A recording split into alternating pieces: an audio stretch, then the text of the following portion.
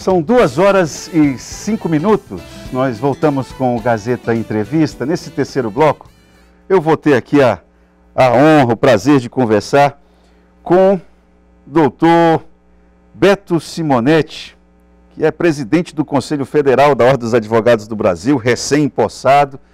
É um prazer recebê-lo aqui. Boa tarde, seja bem-vindo ao Gazeta Entrevista. Muito obrigado, Itaam, muito obrigado à Gazeta. Estar aqui hoje nesse prestigiado programa para nós é um prazer e uma honra. Eu estou aqui à tua disposição, à disposição dos teus telespectadores, da sociedade civil do Acre, sobretudo da nossa advocacia. Eu queria entender, para a gente começar a nossa prosa, eu queria entender quais responsabilidades o resultado das urnas que te trouxeram, porque foi quase um consenso, né? Foi uma coisa... afinal de contas, o que isso significa para você? Isso significa que nós conseguimos reunir um grande grupo de advogados, de lideranças da advocacia brasileira, em prol de um projeto que trata do resgate da dignidade da advocacia. Essa dignidade que nós ouvimos por todo o Brasil, que nos foi tirada, de certa forma, pela pandemia, potencializou a fragilidade da advocacia. Então, nós que temos uma história aguerrida no Brasil, uma história combativa, a história da ordem fala por si, né? Quando falamos em combatividade, em defesa da democracia, da cidadania, mas agora nós não abandonaremos essa pauta, estaremos presentes nessa pauta do Brasil, mas com um olhar voltado para os reclames da classe. E o que os reclames da classe aqui no Acre te apresentam? O presidente da Ordem Seccional Acre, o Dr. Ayashi, eu cobro dele, nas oportunidades que tive, a participação mais efetiva da Ordem nos temas cotidianos. Você está sucedendo o Felipe Santa Cruz, que é uma pessoa que trouxe uma identidade para... Fazia tempo que a gente não via uma OAB tão presente, tão participativa. Eu queria saber como que essa necessidade de instituições tão importantes como a Ordem de se expressarem, dizer o que pensa, com as demandas do Acre. O que o Acre te apresentou? Não é novidade o que o Acre me apresenta em relação à necessidade da advocacia. Nós vivemos uma crise geral da advocacia brasileira, com essas dificuldades que nos foram impostas com os novos tempos, né? Por exemplo, nós temos um empobrecimento da advocacia. Empobrecimento em que sentido? Empobrecimento do advogado. Monetário mesmo? Monetário, financeiro. O advogado perdeu oportunidades com o fechamento dos fóruns, fechamento dos tribunais. Muitos advogados perderam seus escritórios. Hoje, isso é uma realidade do Brasil, isso não é uma realidade só do Acre, né? Em São Paulo, nos grandes centros, nós também identificamos essa grande dificuldade que a advocacia tem.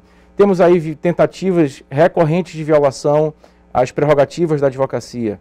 Quando se viola a prerrogativa do advogado, você está atingindo o cidadão que precisa daquele advogado como sua voz no judiciário. Então, são esses resgates que nós pretendemos fazer. Nós não abandonaremos a pauta do Brasil, que é a pauta... estaremos presentes nesse processo eleitoral. Isso é uma pergunta que tem recorrência e a ressonância dela é muito importante, que é como a Ordem se posicionará nas próximas eleições. E eu tenho esclarecido, a Ordem continuará cumprindo o seu papel constitucional. Nós estaremos atentos ao processo eleitoral que logo deflagrará no Brasil. No entanto, não interessa para nós o processo político, independente de quem sejam os atores. A Ordem, que é essa instituição de quase 92 anos, com uma história já marcada por muitas lutas, né? Lutas onde saímos vencedores na defesa da democracia, a Ordem estará atenta, através de observatórios, através de grandes nomes da advocacia brasileira, ao processo eleitoral. Então, independente de quem seja o presidente da República, hoje ou amanhã, o que a Ordem quer é um diálogo franco, aberto, leal, honesto, para que nós possamos conduzir nossas pautas. Um diálogo franco, aberto e honesto exige uma posição franca, aberta e honesta, né? Hoje, o presidente da República, recentemente, o presidente Jair Bolsonaro, retomou a agenda dele em relação à questão das urnas eletrônicas. A Ordem já se posicionou sobre isso de forma clara, aberta e honesta? A Ordem não só já se posicionou, como eu pessoalmente, já na cadeira de presidente da Ordem, presidente nacional da Ordem, já me posicionei. E me posicionei no sentido de que nós acreditamos no modelo eleitoral brasileiro. Nós acreditamos na segurança das urnas. Nós acreditamos no modelo que foi adotado e tentado copiar por vários países mundo afora. Inclusive, hoje à tarde, eu vou ter oportunidade de reafirmar isso na posse do novo presidente do TSE, onde eu estarei representando o Conselho Federal da Ordem. Atentar contra esse modelo, no seu entendimento, é atentar contra a democracia? Veja, todos aqueles movimentos que atentam contra a estabilidade do Estado Democrático de Direito, eles, de certa forma, atentam contra a democracia e, de certa forma, atentam contra a cidadania. Não estou aqui imputando ou reputando o cometimento de qualquer infração ou delito por quem quer que seja. Eu estou dizendo de forma segura de que atentar contra o equilíbrio democrático não é saudável. O presidente que deixa a presidência da Corte disse que ele pode ter sido o pior dos ministros, mas uma coisa é criticar a atuação dele enquanto um agente público, outra coisa é você querer fechar a instituição, na marra, com 3 cabos e 2 tenentes, sei lá quantos. Essas colocações são sempre vistas, não só pela advocacia, mas por boa parte da sociedade brasileira, como infelizes. Nós vivemos um mundo conflagrado. O Brasil passa por um processo de polarização que nós já não tínhamos mais recordação de como era isso. Somos jovens, somos da mesma geração. E isso traz uma insegurança para a sociedade brasileira já tão sofrida por tantas crises econômicas que atravessamos ao longo de tempo, sobrevivendo a tudo isso, e aí com o aparecimento dessa grande pandemia mundial, é claro que os dissabores só potencializaram. Doutor Simonetti, tem uma situação que eu acho que é importante, inclusive para a direção da Ordem dos Advogados do Brasil aqui. E para os jovens advogados que estão nos assistindo, que perspectivas eles podem criar a respeito do trabalho entre Hayashi e Simonetti? Qual farol que você está apontando e diz assim, Hayashi, o rumo é esse aqui, não adianta você ir para esse outro lado. O que você tem orientado? Pois não, o que eu tenho a dizer para a advocacia do Estado do Acre, com muita tranquilidade, muita segurança, é que a OAB Acre tem um homem de ordem à sua frente. Rodrigo Hayashi é um homem extremamente preparado, culto, inteligente, responsável, humilde, tem os pés no chão e compromisso com a advocacia. O nosso consórcio ele está afincado dentro de um propósito de fazer esse resgate que eu acabo de te relatar, de dar oportunidade para a advocacia, sobretudo a advocacia jovem, de promover capacitação permanente, a custo zero ou subsidiado pela própria ordem, para que eles possam se capacitar a cada dia mais e ir ao mercado de trabalho com essa qualificação que a sociedade espera da advocacia, para que o advogado possa amparar aqueles jurisdicionados que lhes procurem eventualmente, com a responsabilidade ética, com a certeza intelectual de que ele estará prestando o melhor serviço à sociedade. A advocacia tem a responsabilidade de ter em suas mãos a expectativa de vidas, da liberdade das pessoas, do patrimônio das pessoas. Então há um consórcio muito consolidado entre o Conselho Federal e a OAB do Acre, e eu tenho certeza que o presidente Hayashi não decepcionará aqueles que confiaram nele. Você ainda há pouco falou a respeito do empobrecimento dos advogados, e eu perguntei em que sentido, porque criou a possibilidade de ter uma outra interpretação. Eu vou perguntar a respeito do empobrecimento do ponto de vista da formação mesmo. Na tua visão, a formação do advogado hoje, em que ela precisa urgentemente melhorar? É um outro conceito de empobrecimento. Exato. E esse é real também. No Brasil nós temos hoje aproximadamente 2.000 cursos de direito. 2.000? 2.000 cursos de direito. Impossível que todos sejam de excelência. Não, é um fato que eles nem todos têm a excelência que nós esperamos. Por exemplo, o Acre, o Hayashi me relatava ontem que tem 7 faculdades de direito. Então, a Ordem tem uma participação nessa concessão de cursos, mas a participação da Ordem é muito limitada. A Ordem é ouvida através da Comissão Nacional de Ensino Jurídico Em 99,5% dos casos que são apreciados na ordem, a ordem manda ao MEC um parecer com a indicação para que seja negada a concessão de novos cursos, mas os critérios do MEC são outros e o nosso parecer, infelizmente, não tem mais caráter vinculativo. Isso, inclusive, é um pleito nosso de muitos anos que nós estamos querendo buscar isso, mas não só para manter o protagonismo, mas para alertar o Ministério da Educação de que muitos cursos não merecem. Só abrir o curso com o aval da ordem. É isso, né? É isso.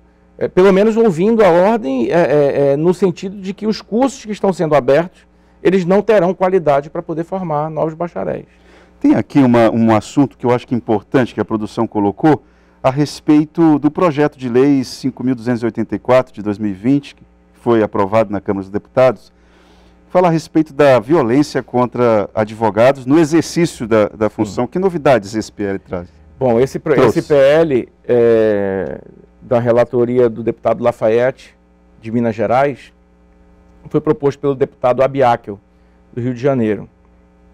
Esse PL traz uma revolução ao nosso estatuto. Em que sentido? Em vários sentidos. Sobretudo naquilo que protege o desempenho da função do advogado.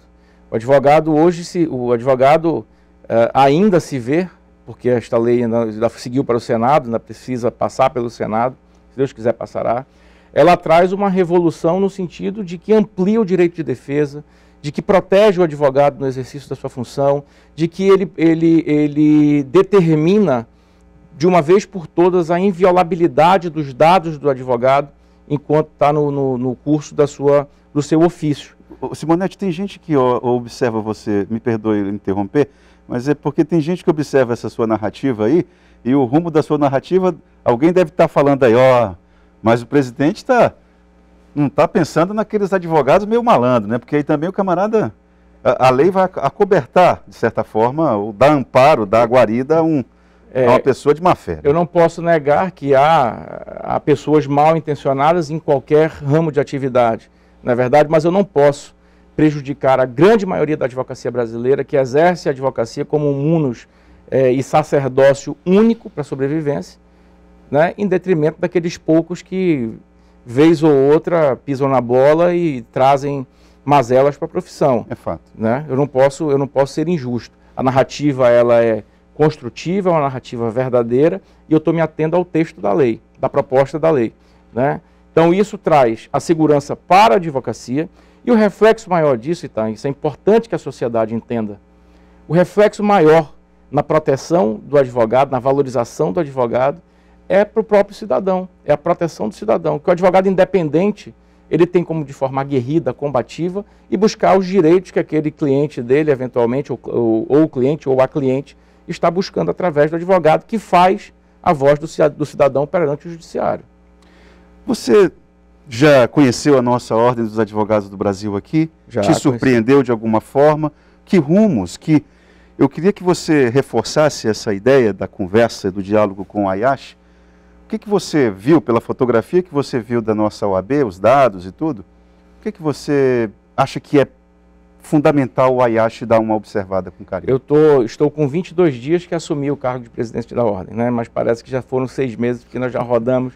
Eu estava dizendo hoje, em um evento pela manhã na Ordem, que nós estamos gastando sola de sapato pelo Brasil aí. Tá certo.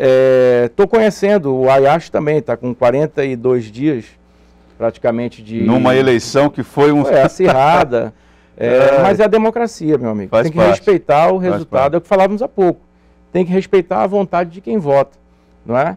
O Ayashi tem se mostrado um presidente muito aplicado, muito dedicado, e inclusive nós temos, saindo daqui, que ontem foi a posse, a festividade, nos tomou praticamente o dia, já chegamos depois do meio-dia aqui, em Rio Branco, mas tomando pé do que nós podemos fazer efetivamente por essa advocacia. E eu sou do Norte também, eu sou amazonense. Amazonense, exatamente. E eu conheço as dificuldades do Norte, eu já fui discriminado por ser do Norte, mas eu mostrei que era possível, depois de 40 anos, ter um outro amazonense na presidência do Conselho Federal. Há aspectos identitários entre eu diria, Manaus e Acre? Veja, não falei Amazonas. Eu falei não, veja. O comparativo seria Manaus e Rio Branco, talvez. Né? É uma provocação, porque o Amazonas é muito mais rico que Manaus, claro. Mas veja, independente do tamanho da capital, independente da população, nós temos vicissitudes. O norte tem as suas distâncias, na verdade o Amazonas é muito... Hoje, por exemplo, você tem uma ideia, hoje se concentra 95% do PIB do Amazonas em Manaus, é uma capital-estado. Né? Então eu não tenho como fazer um comparativo sem levar em conta essas questões. Né? Mas naquilo que nos assemelha, que nos traz as mesmas dificuldades. E é onde nós temos o mesmo choro. As lágrimas são iguais. Não, fazer tudo na Amazônia é diferente. Na advocacia não seria diferente. Não é. Veja, a malha aérea para o norte, por exemplo, é prejudicada. O custo do norte é muito mais alto. As coisas chegam mais caras para nós. E isso é um reflexo na sociedade. E aí a advocacia está inserida na sociedade como um todo. Não é verdade? Então, quando eu considero o norte, eu considero essas peculiaridades da nossa região. Né? Certo. Simonete, eu preciso encerrar o nosso programa.